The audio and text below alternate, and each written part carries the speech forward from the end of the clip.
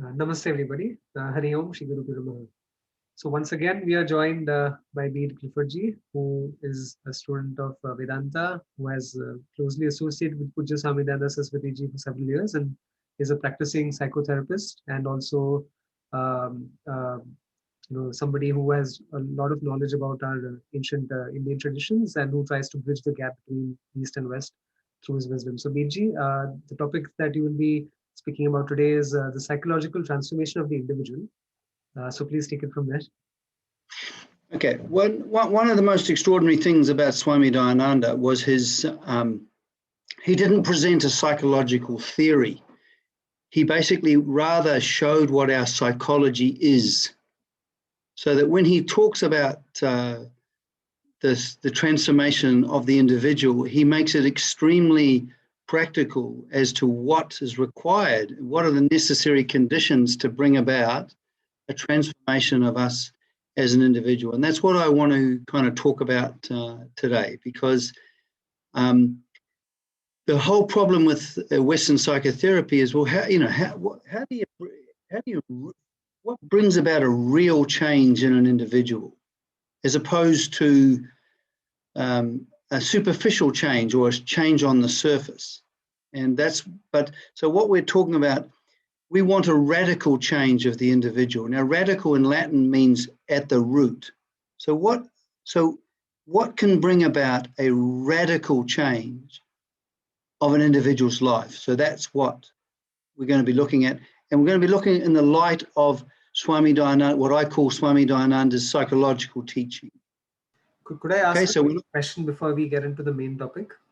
Yep. So since we are talking about the transformation of the individual, it would be worthwhile for our viewers to understand the distinction of how Western psychology defines the individual versus how the Vedantic teachings define the individual, and that would help understand who exactly is being... Well, we're definitely going to go into that, because you see, what happens is there is the individual as personality, Now, Swami Dayananda defines personality as, when you take together in aggregate all of the built-in reactions, that is the personality. So, for example, what happens is we're all born into the world and we're born ignorant of our nature.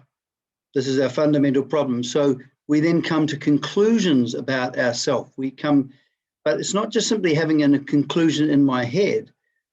We actually have a view of ourselves which we then can't help but live. So what happens is the basis of being personality, which is not being ourselves actually, okay? The basis of it is ignorance.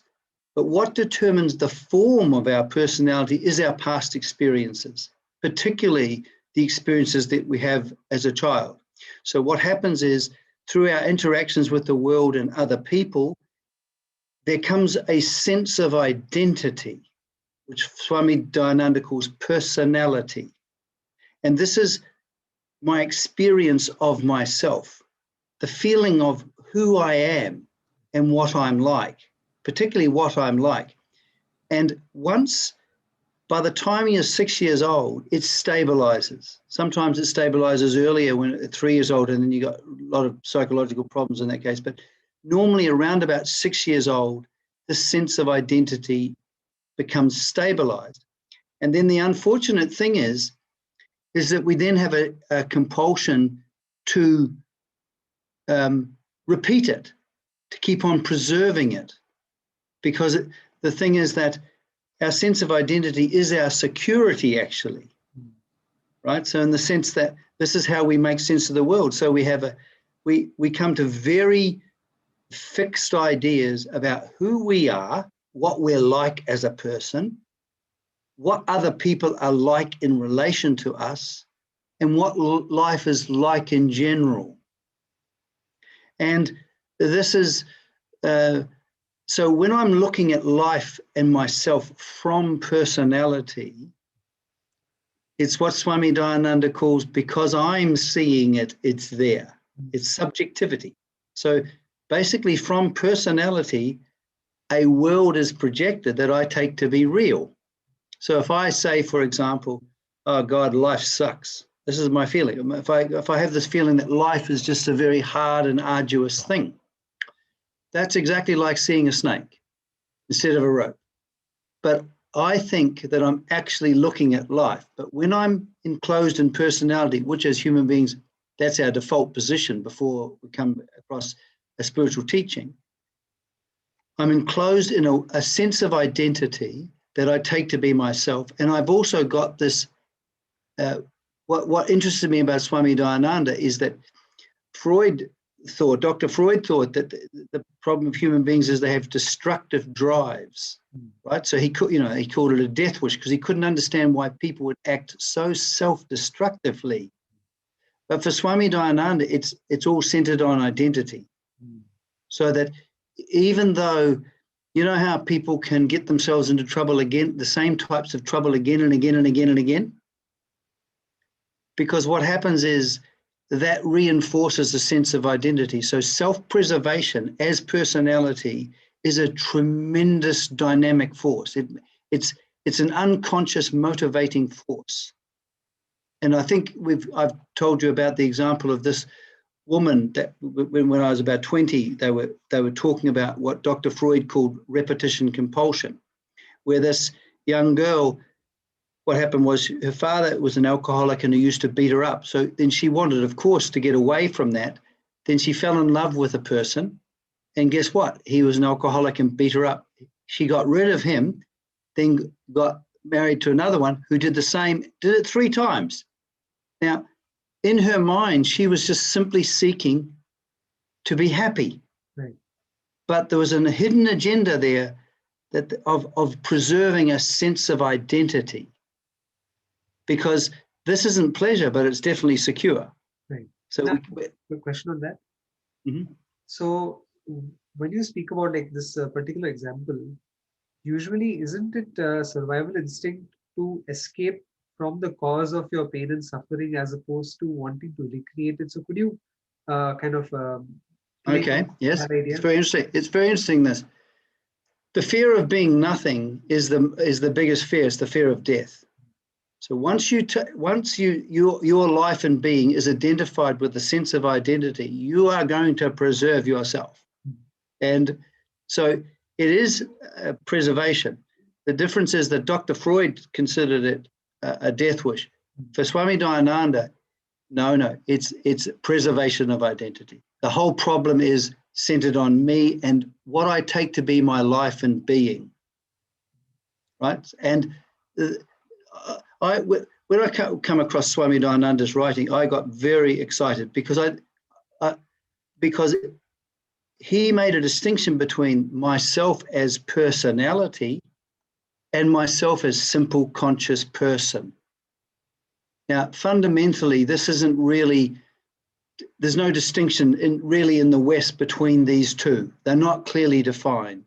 But Swami Dayananda, who wasn't a psychologist, he was a monk. He made this distinction that, and when I'm myself as simple conscious person, when I'm enclosed in personality, everything I'm seeing is untrue. It's because I see it, it's there. That's what he calls subjectivity. Like, so when I'm seeing a snake instead of a rope, I believe I'm being alive to facts. The experience is, yes, I'm seeing. Have you ever had an argument with your spouse and you just know that the reason why you're upset? You just know the reason. It's delusional. You don't know. You're caught in a conflict and you're caught in the dramatization of you as yourself as personality. Right. Now, so at any one moment, a person is either enclosed in personality or they are being what Swami Dayananda calls a simple basic person. This distinction in the West, we take the personality to be the person, and then we try to fix the personality. Now, Swami Dayananda says a beautiful thing. It's a beautiful thing. He says, psychology hasn't got the solution, but Vedanta hasn't got the problem. Because for Swami Dayananda, the psychological solution is the disappearance of personality and the arising of ourselves as a simple conscious person. That's fundamentally the difference between Swami Dayananda's psychology and the psychology of the West. Okay? Okay, now, so here I am. I'm caught in what I feel I'm like. We're so familiar with ourselves as we take ourselves to be. It seems like it's set in concrete. And it did for me. I always, before I met Swami Dayananda, I'd have the same kind of pains, the same type of emotional upsets, the same kind of emptiness and angst. And it just kept, no matter where I went or no matter what circumstances changed, the problem was I followed myself around. Does that make sense? Yes. Okay. And he said a very interesting thing, Swami Dayananda. He said, you don't have to go to the Himalayas, because for Vedanta, the fundamental principle of Vedanta, it is a journey without distance. So the thing is that with personality, we have another Vedanta principle called becoming. Personality is the process of becoming.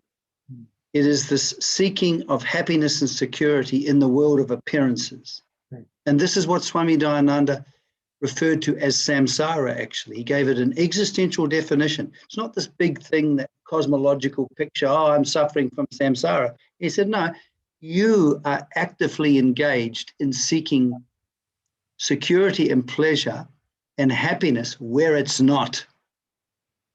So that unless that pursuit drops away, you're caught in samsara and there's no freedom. And for Swami Dayananda, to understand his psychology, his whole point was, what does it mean to be free while engaged in this process of living? What does it mean to be free? When I'm enclosed in personality, I am not free. I take myself to be an object in the world, and I constantly have the experience that my mind is disturbing me, or other people are disturbing me, or the world is disturbing me.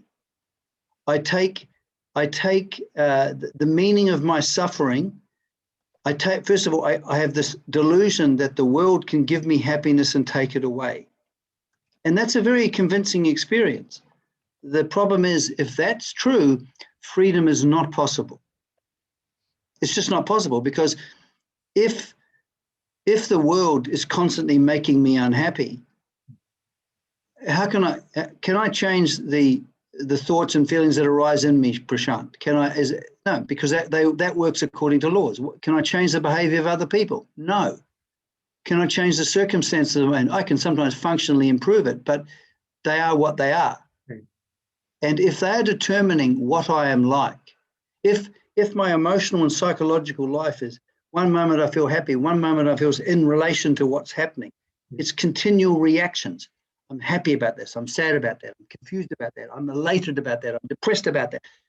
There is no sameness, is there? Correct. So when we are being personality, we're being tossed around like a cork in the ocean. All right? Yeah. So what happens is, here we are, okay? We're caught in. And what I'll do is I'll give a kind of a clinical example of how I work with people to try and explain this, okay? So what happens is, here's a person. They take themselves to be personality.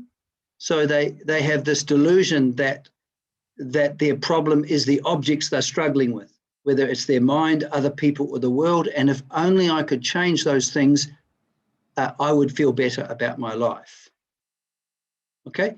Now, and the thing about human beings is that we are moved fundamentally. Now, the word emotion in Latin means out, motion. So what moves us to act? So what happens is, so we're moved by fundamentally, we find security and pleasure, even if the pleasure is perverse, like the pleasure of pain. You know how, like what Dr. Freud pointed out, often people have an unconscious desire to be unfairly treated. Have you heard people just talking about how they're victimized by others? Have you heard people do that? Right. There's And they, sadomasochistic. sorry? There's all sorts of sadomasochistic tendencies out there. Yes, and that's with every human being, because people talk about their suffering and how they've been hurt by others, because in one sense they find it quite pleasurable. Right. This is unconscious, of course, but there's a secret desire to feel unfairly treated, for example. Do you mean? Which people don't see, but we see the manifestation of it. So we are constantly personality is a movement of self-preservation, a movement of satisfying the desire for security, first of all, like at least I have my life is intact, because I take my life to be my identity. So I have to protect the identity. This is the terrible thing, because then there's a compulsion to dramatize it, right? So I'm being moved, right? Moved. Now, so there, for Swami Dayananda, obviously, the reality of God, the life, light, and fullness that is God, doesn't need to be improved. So Satchitananda itself does not need transformation. What Swami Dayananda is, it's ourselves as an individual that needs transformation, as an individual living in the world. Now, and he considered that this was a preparation for our understanding of Vedanta. Okay? He considered it was very, very important. Now, when we look at the word transform in Latin, trans means across, and form means in terms of the way we are, the form that our life is taking. So when we're talking about a transformation of the individual, we're talking about a shift from being this kind of individual in the world, and in other words, a subjective individual who is personality, to being a simple conscious person. Okay, so which he calls objectivity. Because it's there, I am seeing it. Okay, so what we're talking about in he calls this the yoga of objectivity. So we're talking about a practice that enables us to live in an entirely different world than personality. Okay, what he calls living in God's world or Ishvara's world. Okay, as opposed to living in your world, right? So, but notice how we're talking about a change in what moves us. Okay, because fundamentally the problem of psychotherapy is that unless what moves us undergoes a change, if I read books but I'm still moved by the same psychodynamic forces in me, do I change? No. What if I read all of the Upanishads and I study it all, and if I study it as a subject outside of me that is to be understood, like philosophy, is that going to bring about a change in my heart? No, it's just going to be academic knowledge. Right. It's not going to change my heart, is it? Now, this is the brilliance of Dayananda. You see, now I found this very exciting. The thing is that the heart of a human being is what we value for Dayananda. What we value, that's our heart, because this is in our Western scriptures. We have a saying called, "As a man thinketh in his heart, so he is." So what you value determines what you're going to be like in the world, how you're going to live in the world. It's an expression of that. And as we've seen, self-preservation of this sense of identity is a fundamental problem, because I am moved by it. Okay? Now, Swami Dayananda said a very interesting thing about ourselves as a simple, basic person. What he said was, he said that the dynamic form of us as a simple, conscious person is love and care. Right. Whoa! Is love and care. The dynamic form, in other words, what moves? What moves us as a simple, conscious person? what moves us, intrinsic to the human being, is a desire, an actual desire to be in a loving relation to what is, a harmonious relation to what is, okay? To be in communion with what is, without friction or antagonism. And for Swami Dayananda, love was acceptance. Did you know?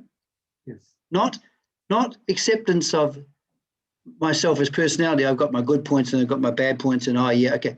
What he meant by acceptance was a way of being in which there's no resistance, where the fight, as he says, the fighter in me has disappeared. Right. So at any one moment, now we know that, have you noticed that when you are being accepting, not accepting yourself as an object and going, yeah, I'm a good person, or okay, I'll accept none of that. No, when I am being myself, simply being myself, a simple conscious person, have you noticed that there's a feeling of softness, and you find you're accepting yourself and you're accepting others, and there's no friction? Have you noticed that? Yes. Right. To the degree we fall away from love or acceptance, we become annoyed, hostile, and attacking. Have you noticed that? Yeah. Right. And so what happens is, when I'm abiding in love, okay, when I'm actually abiding, when I am being a loving individual, it's not some Californication, gooey, oh, I love everybody. It's an acceptance that pervades every aspect of my life. Yes. It's a way of being. Swami Dayananda said it's actually born out of our understanding of what God is actually. Okay, so, but within every human being, there is actually we want to be loving. There's actually a psychodynamic. We are moved to be loving. Now we know this. Have you ever talked harshly to someone and then later felt regret and remorse? Yeah. You would not feel the regret and remorse unless you had the desire to act in another way. So the thing is that in the West we call this conscience. Now in Western psychology, they separated ethics, the ethical strivings of an individual, and their psychology, which I think is a profound mistake. See, for Swami Dayananda, this core striving, which is the third striving in the Vedic psychology that he unfolded, there is this desire to be loving, right? And this manifests, and what he also said is that this is God manifesting in us as Dharma. Can you imagine that? So when I am being kind, that is the presence of God obtaining in me as a way of being. Do you see what I mean? It's not something outside me that I got to get. Right? This is because Vedanta is about, Swami Dayananda says, Vedanta is you. Okay? So it's not a book study that we study outside. It's actually a way of being in the world, actually. So it's not some extraneous subject that we try to study and grasp.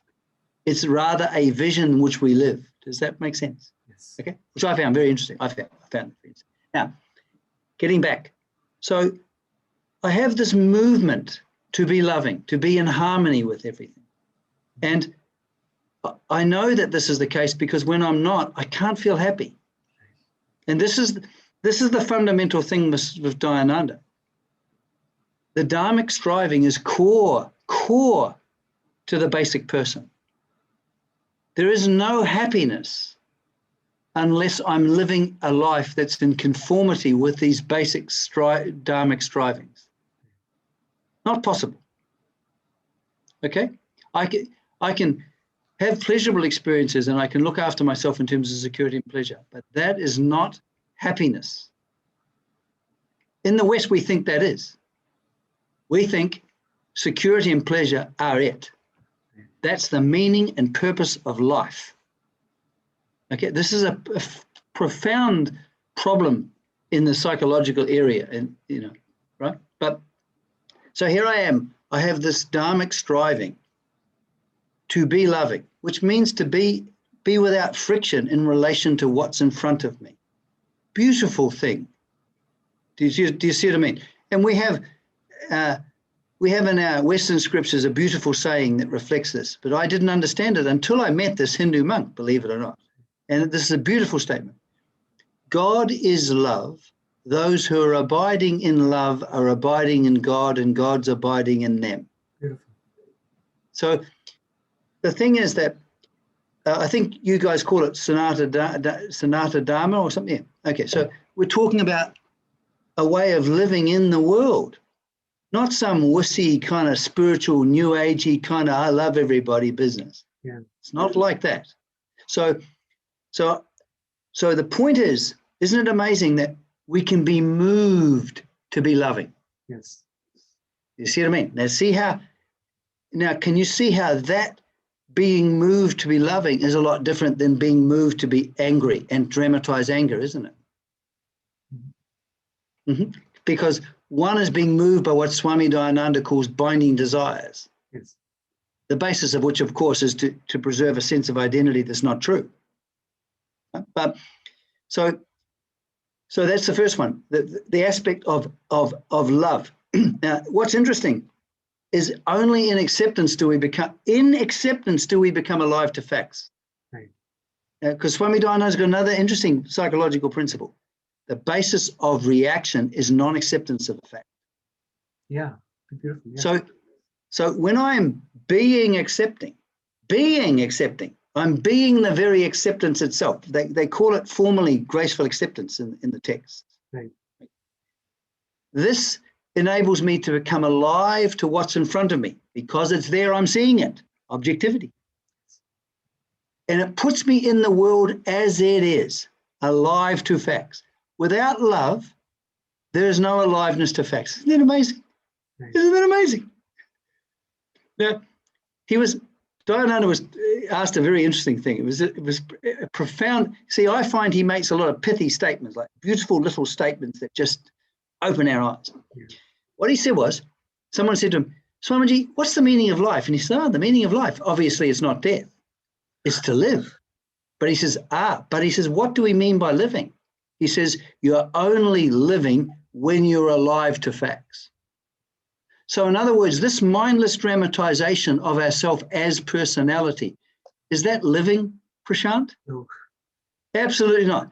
You know what Shakespeare said about that?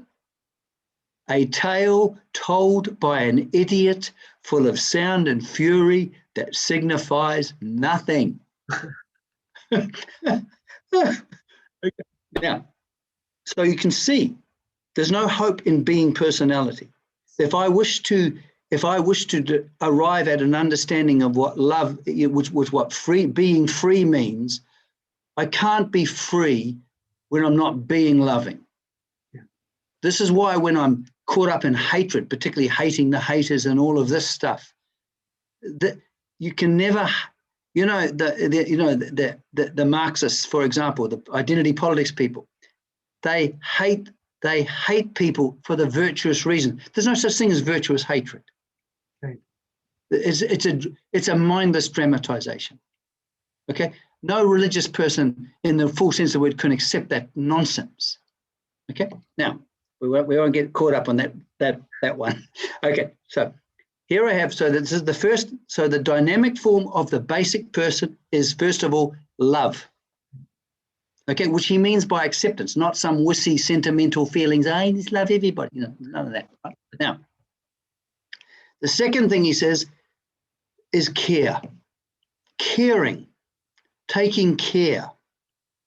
Now, without taking care, whether we like it or not, we can't live in the world as it is without being loving. Agreed? Yes. Secondly, we can't remain in harmony with that world without being caring. Can't. If I don't do the needful, in other words, respond in a caring way that takes care of what's in front of me, I go out of harmony with life, don't I? Correct. Yeah.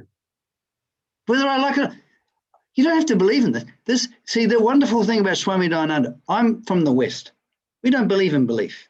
Right. But he didn't demand my belief.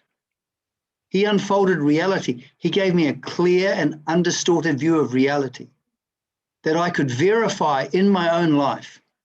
I know that when I dramatize hatred, something in me dies. I know that. I feel a kind of a tenseness, if you like. Do you know what I mean? I also know that when I don't do the needful, there's a consequence.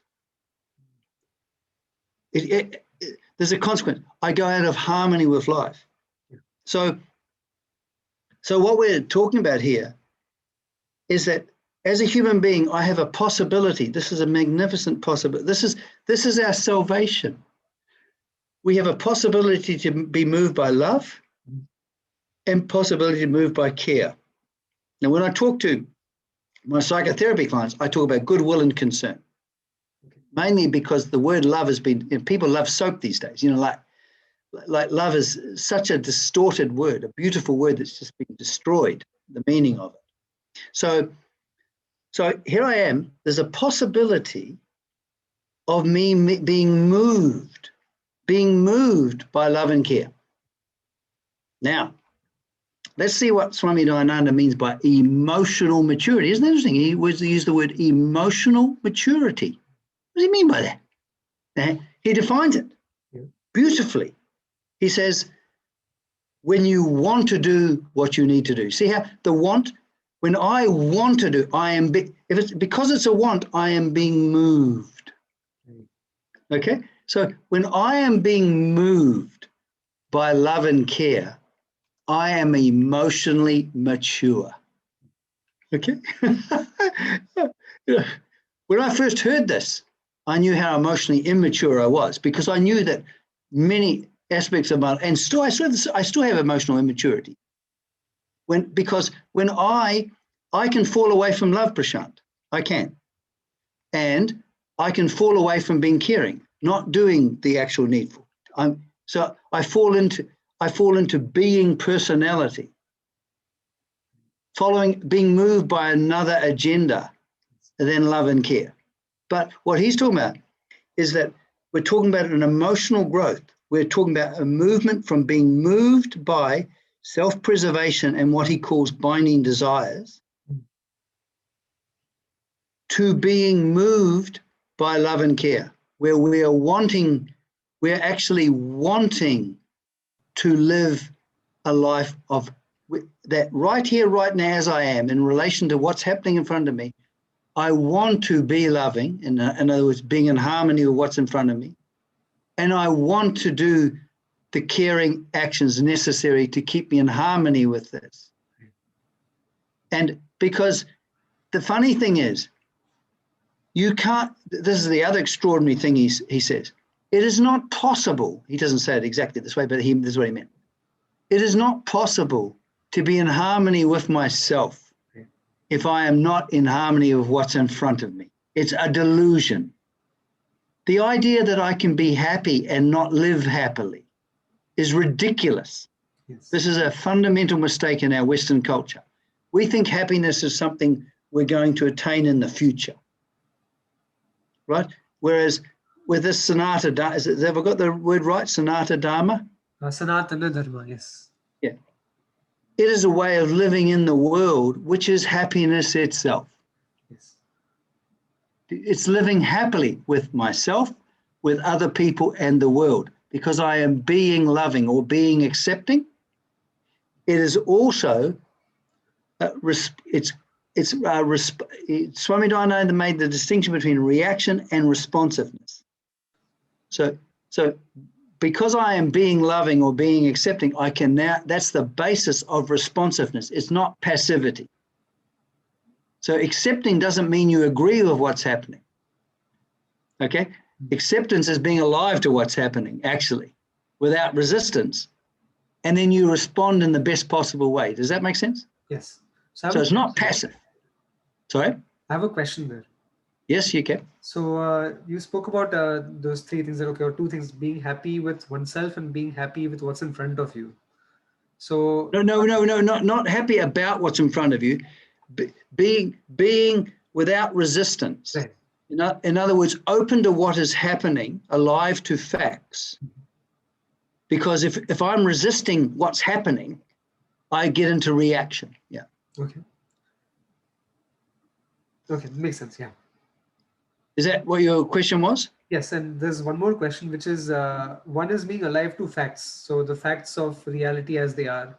That let's say Yeah. here is a certain situation that I'm confronting, and it is what Mhm. it is, and I It is don't what it is. Yep. react to it. And I'm just objectively looking at the situation.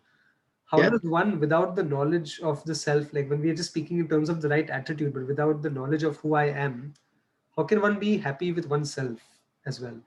Okay. First of all, you can't be happy unless you're being a simple conscious person. Mhm. You can have ego satisfaction. I mean, the whole process of personality is ego satisfaction and ego dissatisfaction. That's the life of the ego, isn't it? I mean, that's okay. We human, particularly in the West, we take feeling good about myself. In other words, I have a self that I'm feeling good about, self-objectification. We think that's happiness. Right. That's crazy. Okay, that's just simply ego satisfaction. It's delicious, it's nice as an experience, but it has nothing to do with happiness in the sense that I cannot be happy unless I'm in harmony and unless I'm responding in a dharmic way, because Swami Dayananda said that if you have a lifestyle, a way of living that violates these two impulses in you, to be loving and to be caring, there is a rupture in yourself. It produces a rupture in yourself. So unlike Western psychotherapists, we do not believe that the core problem of happiness is psychological. We believe it's ethical. And because it's ethical, it has a profound psychological consequence, but it's still an ethical problem. Could you speak a little bit more on this, the rupturing aspect? Because it almost sounds like a split personality of sorts. So are you referring to the personality? Well, it is. What Swami Dayananda, yes, it is exactly. Now, so basically me as the core person, what Swami Dayananda calls the core person, has the direction towards being loving, being in harmony with what is, and responding in the best possible way, doing the needful. Okay. Now, when my mode of being contradicts that. In other words, what he says, that when the thinker and the doer are split. So when you have to understand what he means by that, but when I am not being myself, which by the way, I can't be myself as an individual unless I am being loving and being caring. This is the wonderful thing. This idea of being wise without being good is ridiculous. Right.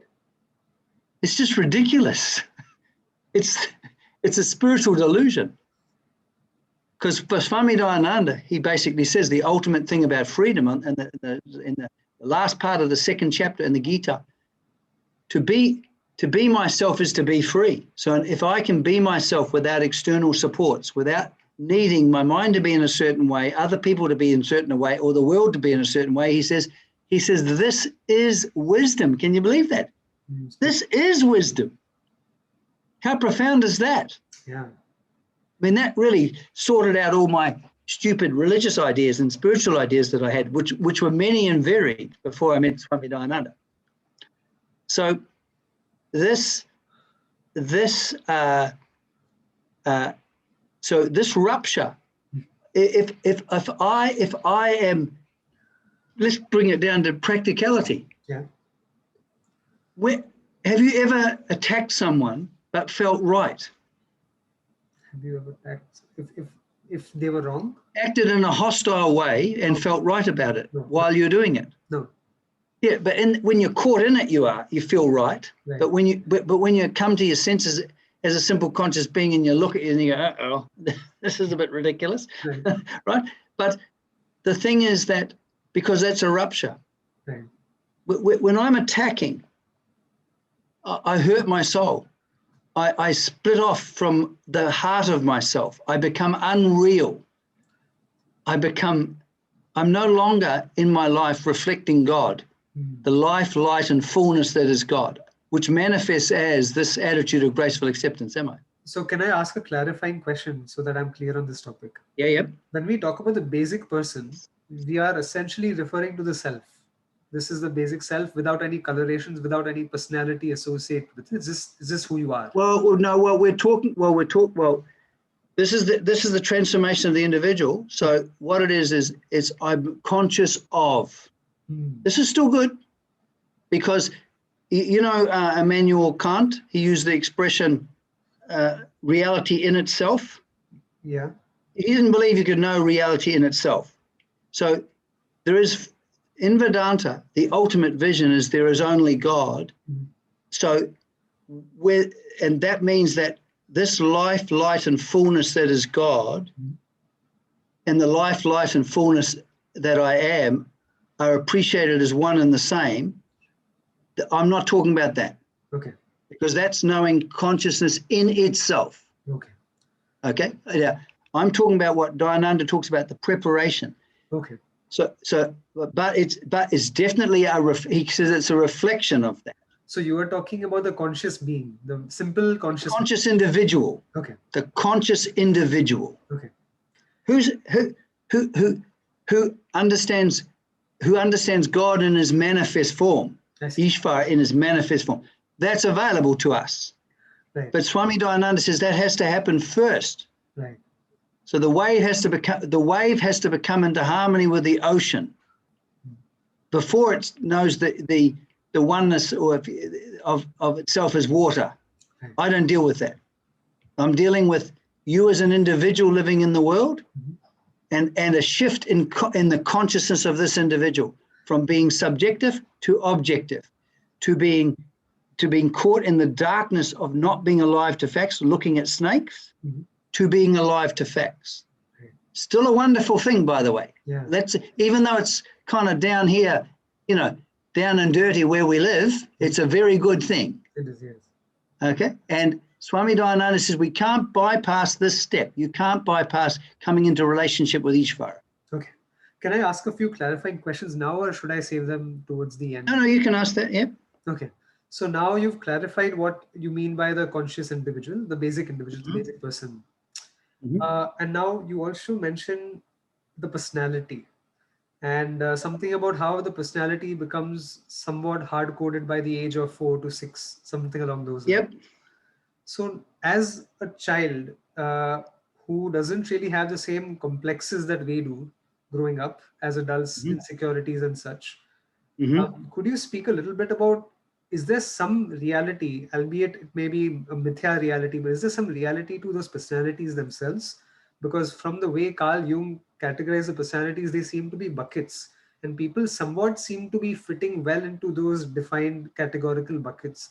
So is there? Yeah, but I'm not that keen on Jung, actually. I prefer Dayananda's psychology because it's simple, because it's not topographical. We're not interested in, sure, personality types are different, but there are some people who have a sense of identity that's happy-go-lucky, but that's still just as much personality as someone who's depressed. So it's a sense of identity. Some people have.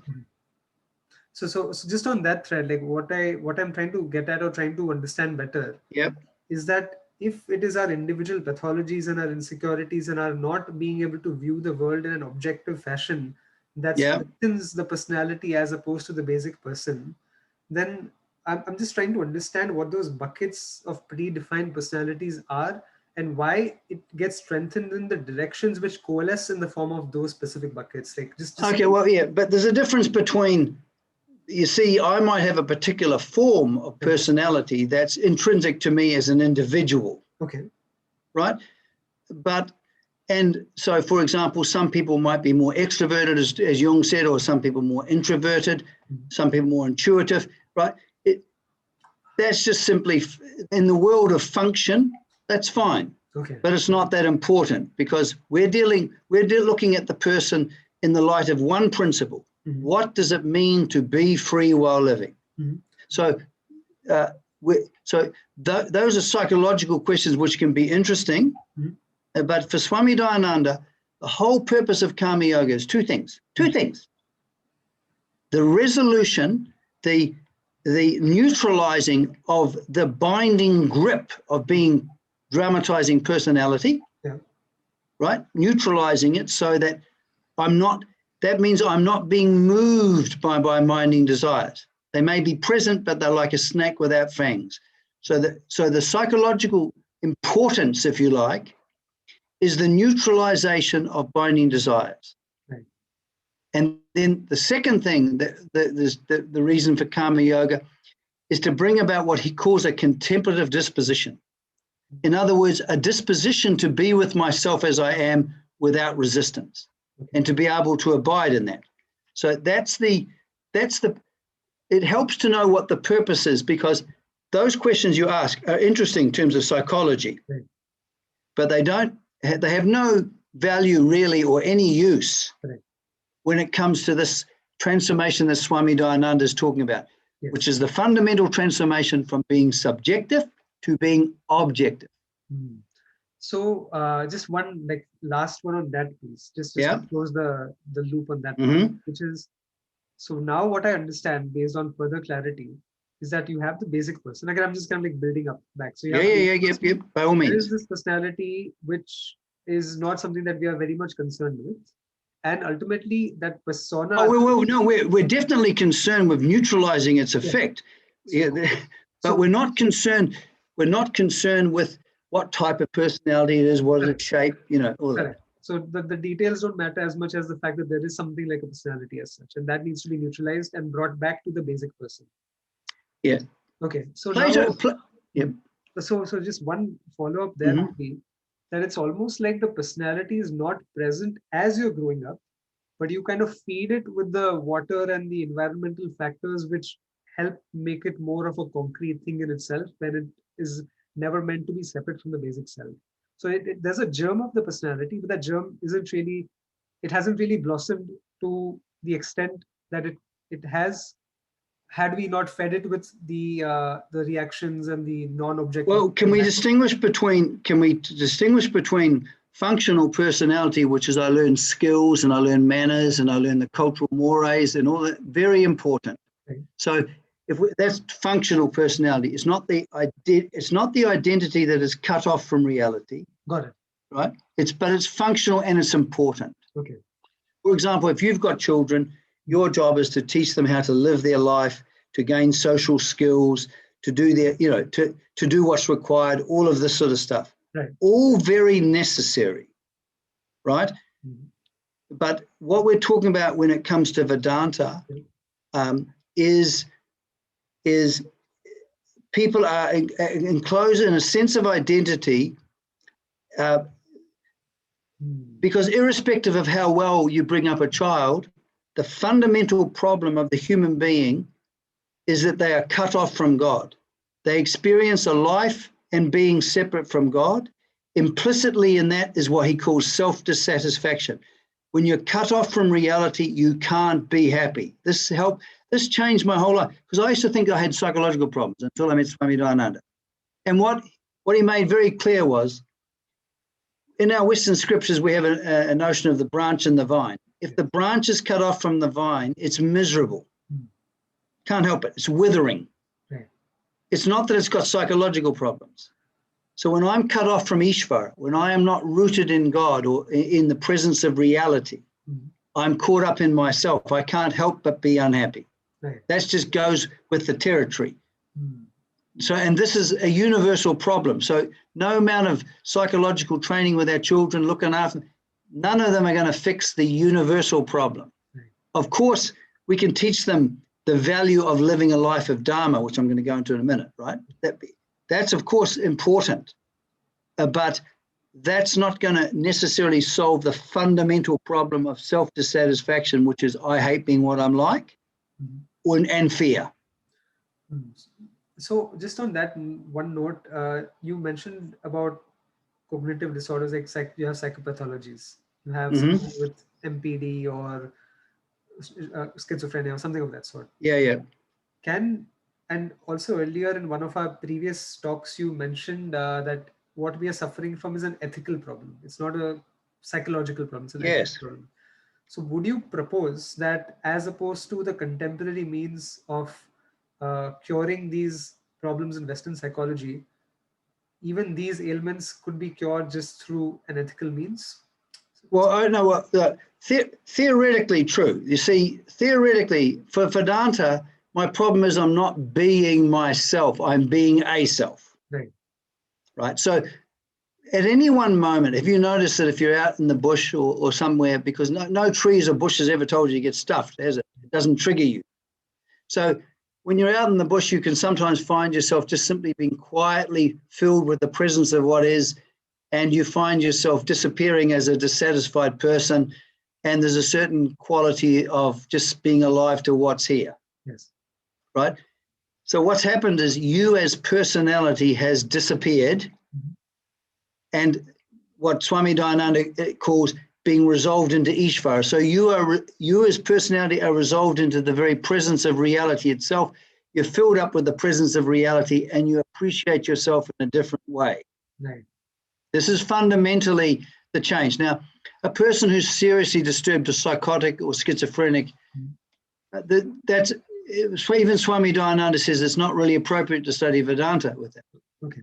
Right. So, of course, I believe, because I've worked with people, I don't really work with people who are disturbed. I just work mainly with people who are unhappy. Yeah. Right. But the ones that I have worked with who are disturbed, you can help them functionally with the understanding of Dharma, but it's very difficult. Okay. Because Swami Dayananda says that emotional growth is self-initiated.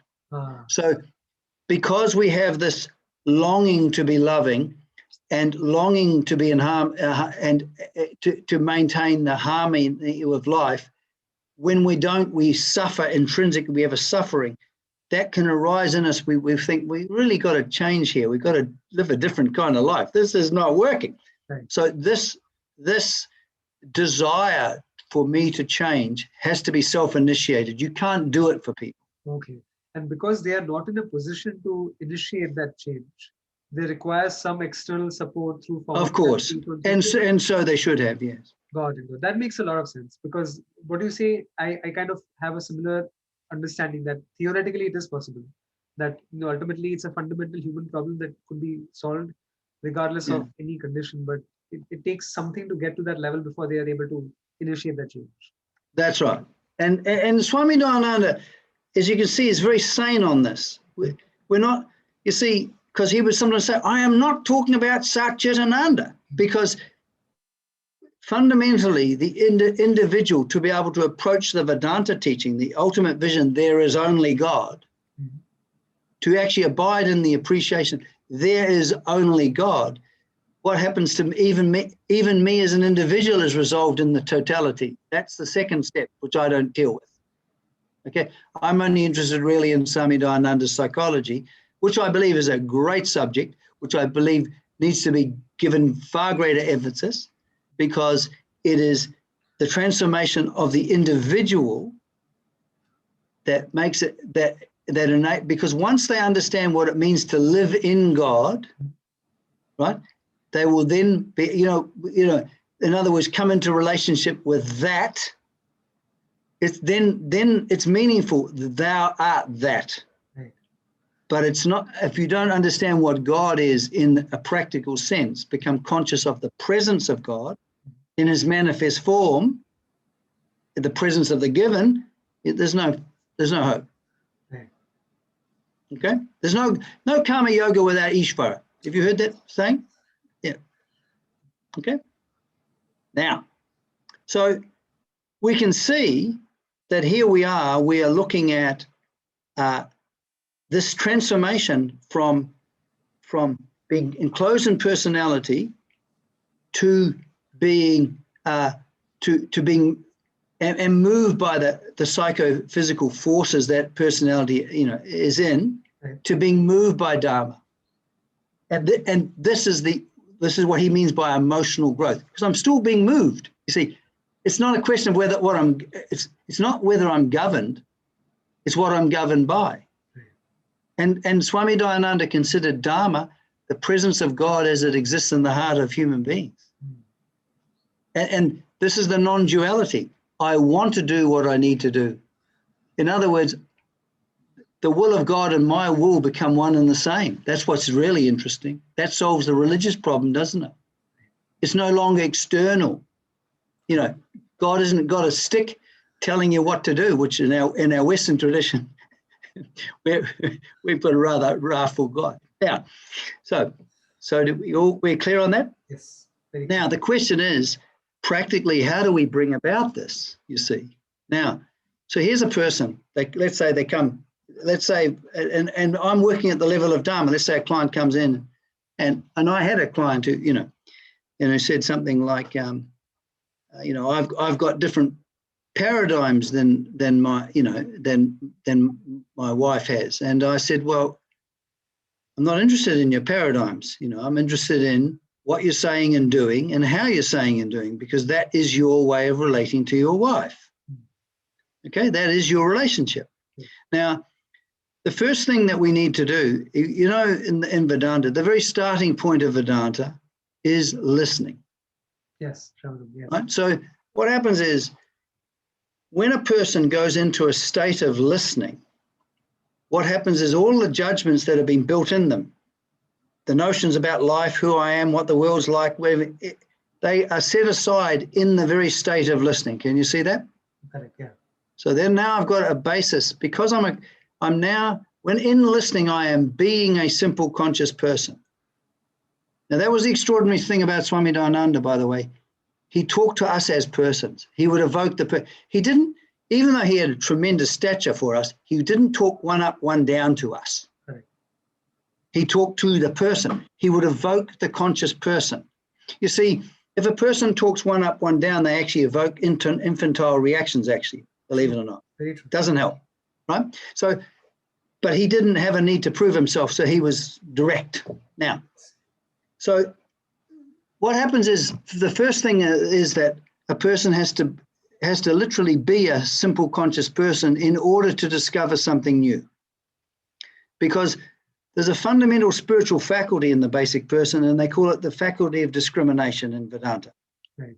That faculty that can see between what is true and what is false, right? What is harmful, what's not harmful, okay?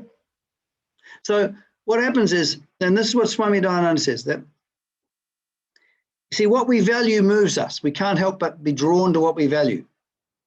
So if I can discover with myself as a simple conscious person, what is truly valuable, what is truly good, right? What is truly good.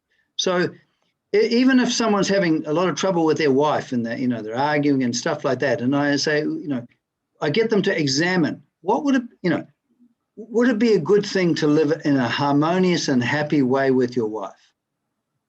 And so that builds cooperative bonds. And they go, yeah. So they may have many feelings that go against that, but now with their awareness and discrimination, they have discovered what is truly good.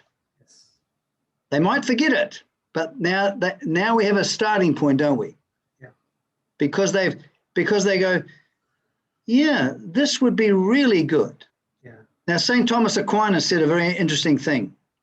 We can't help but will what we think is good. Could you explain that? We can't help but will what is good. So in other words, if we think praise, power, and status are good, we can't help but will it. Our will is not, that's definitely not the will of God. Okay? But when we discover transcendental values, do you know what I mean? Values that transcend binding desires, that come out of the dharmic striving, and we go, it would actually be good to relate happily and lovingly to my wife, no matter what, right? Now, so do you see what's happened is that I've discovered a value. Now, what's going to happen is that value has to become valuable to me for it to be my value. Right, values, yes. Right? Because if it's not valuable to me, it's not going to move me. Yeah. Okay? Now, this is where Swami Dayananda's greatness lies, right? The process. You see, I found in my clinical work, and the thing is that in my own life, that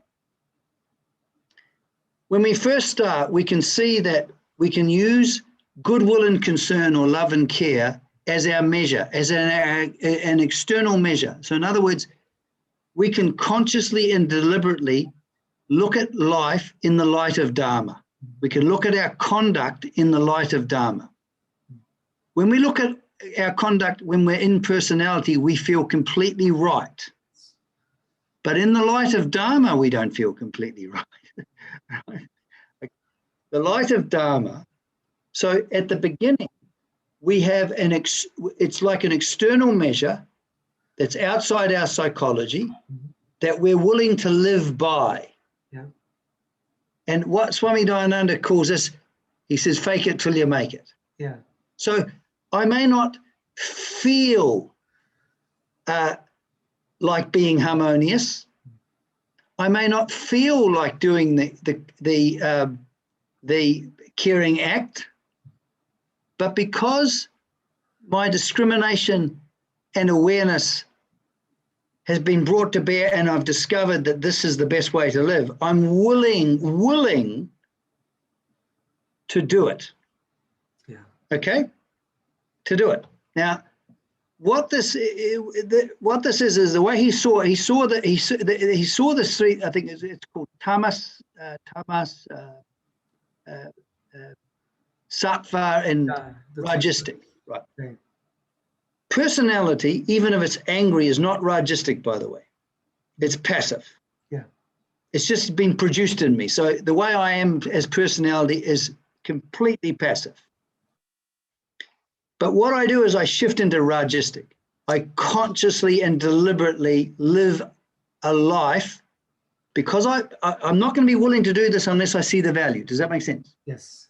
But the value hasn't become yet my value. It's not incorporated yet. It's a little bit extraneous, if you know what I mean. Right? So I might feel really hostile. My wife says something or does something that I don't like, and I feel like wringing her neck, right?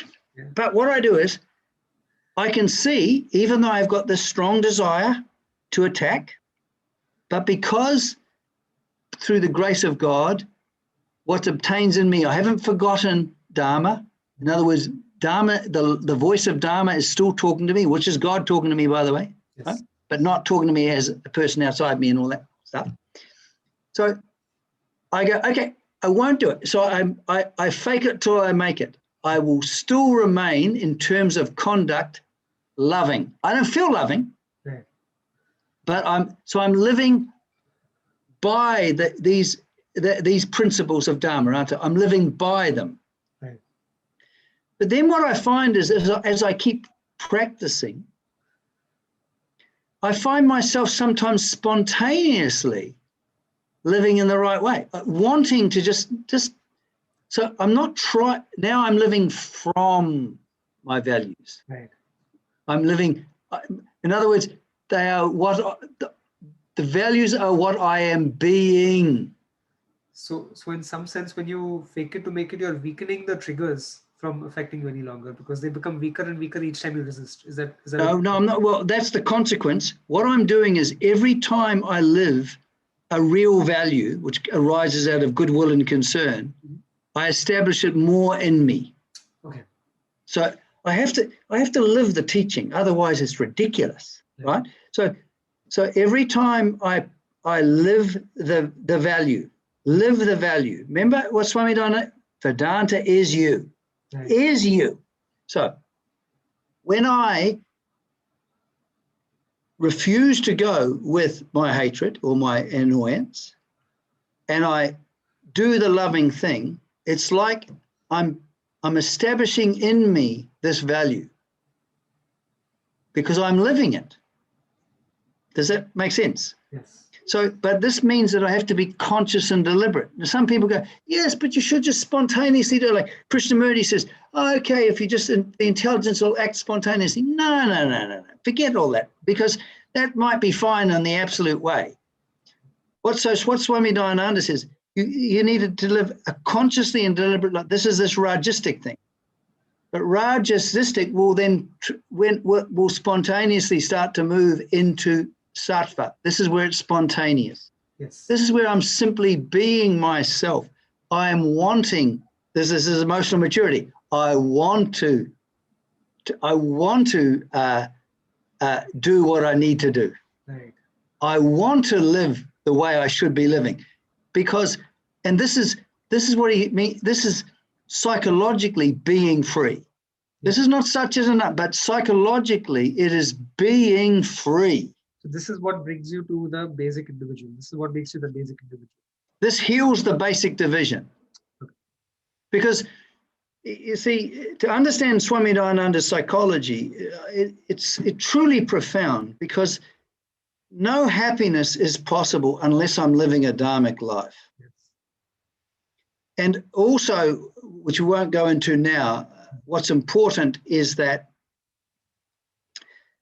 the moment I do not dramatize hostility, I'm actually thrown back on myself as I am. That's true. Right. Okay. Now I need to resolve that into Ishvara as well, right? Because that's the self-dissatisfaction, but that's another story and for another day. But the thing is that, and we're talking about relative happiness. We're not talking about absolute happiness. Okay. What Swami Dayananda says, he's funny. It was funny. He says you have to become the adjective before you become the noun. In other words, I am conscious as an individual. I'm not consciousness itself. I'm not appreciating myself as consciousness itself, but I'm definitely appreciating myself as a conscious person. And in being a conscious person, I remember when I was, they'd take us back every morning in the ashram to ourselves. They do this meditation. And Swami Dayananda would always follow the same sequence. Relax the body, move into acceptance, and then come to consciousness, right? And I remember appreciating myself simply as a conscious person, and I suddenly realized that as this, I had never been hurt. As this, I had never been hurt. So I was lifted out of the historical self and all of the stuff, the nonsense, right? So the thing is that, so what we're looking at, to sum up, is we're looking at the change in what moves us. Right? But the only way this can happen is, first of all, I have to discover what is truly good. What for myself. If I live this way, this would be really good for me. Because when I see that, I can't help but, what I love, I can't help but be drawn towards. So if this value becomes valuable to me, this is the basis of psychological change. Without this, there's no psychological change. There is none. I can modify personality, I can learn skills, I can become more impressive in terms of my social repertoire. I'm not talking about that. Unless this fundamental change is from living a psychological life that's determined, what Freud said, it's completely and utterly determined by causes and conditions. Ourselves as personality is a determined being. There's no freedom in being that. Right. But to becoming a conscious and responsive individual who lives their life in the light of Dharma. Yes. This is the only way out. And this isn't, I don't believe this because Hinduism says it. I don't even believe this because Swami Dayananda. I know this to be true because I can see this in my life. And this is where, as a teacher, I see him as a universal teacher. Yes. Because for Western people like me, his teaching can introduce us into a different way of life that's based on Dharma, the core strivings of me as an individual. I didn't know they were the core strivings. I didn't really know that. I had lots of theoretical ideas about things, but to